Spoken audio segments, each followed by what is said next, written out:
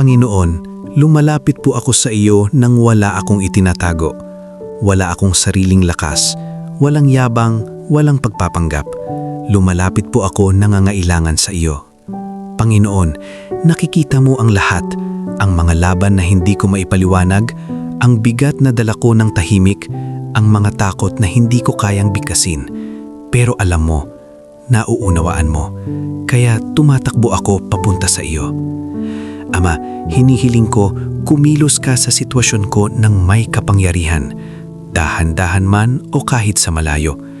Punuin mo ang bawat puwang na tila walang laman.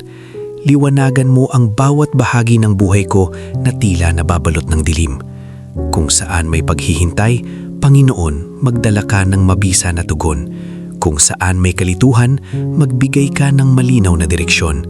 Kung saan may pakikibaka, ibigay mo ang tagumpay. Diyos ko, ipagnaban mo ako sa mga paraang hindi ko kayang gawin para sa sarili ko. Mauna ka sa aking landas at ituwid mo ang bawat baluktot na daan. Gibain mo ang bawat hadlang na hindi ko nakikita. Patahimikan mo ang bawat tinig na sumisira sa aking kapayapaan, pag-unlad at layunin. Kung may anumang humahadlang sa mga bagay na inihanda mo para sa akin, alisin mo ito ng tuluyan. Panginoon, isinusuko ko ang lahat, ang aking mga plano, inaasahan, takot at kinabukasan. Ikaw na ang manguna. Ihanay mo ang bawat hakbang ko ayon sa iyong kalooban, nang malinaw na hindi ako maliligaw. Buksan mo ang bawat pintong para sa akin at isara mo ng matibay ang mga pintong hindi para sa akin. Walang kalituhan, walang pagsisisi. Ama, hinipan mo ng buhay ang bawat tuyong bahagi ng aking buhay. Ibalik mo ang lakas na naubos. Pagalingin mo ang mga sugat. Buhayin mo ang mga bagay na tila nawawala na. Iangat mo muli ang aking lakas. Buhayin mo muli ang aking pag-asa. Ibalik mo muli ang aking kagalakan, hindi dahil perpekto ang lahat, kundi dahil kasama kita.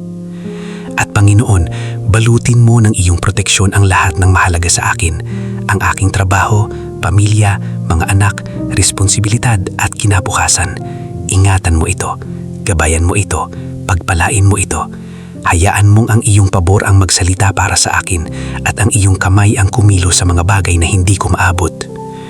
Panginoon, hindi ko kayang maglakad ng mag-isa. Hindi ako aasa sa sarili kong pangunawa. Mula ngayon, Panginoon, sa iyo ako lubos na sasandal. Pangunahan mo ako, buhatin mo ako, itatago mo ako. At kapag dumating ang mga pagsulong, kapag bumukas ang mga pinto, kapag dumating ang kapayapaan, hindi ako mananahimik. Magpapatotoo ako. Ibibigay ko sa iyo ang lahat ng kaluwalhatian. Aalalahin ko na ikaw ang gumawa ng lahat. Sa buong pagsuko, matibay na pananampalataya at lubos na pangangailangan sa iyo. Ako ay nananalangin. Amen. Ilagak mo sa Panginoon ang iyong mga gawain at magtatagumpay ang iyong mga balak. Kawikaan 16:3. Kung naramdaman mo ang presensya ng Panginoon, paki-like and share mo ito sa ibang tao na nangangailangan nito.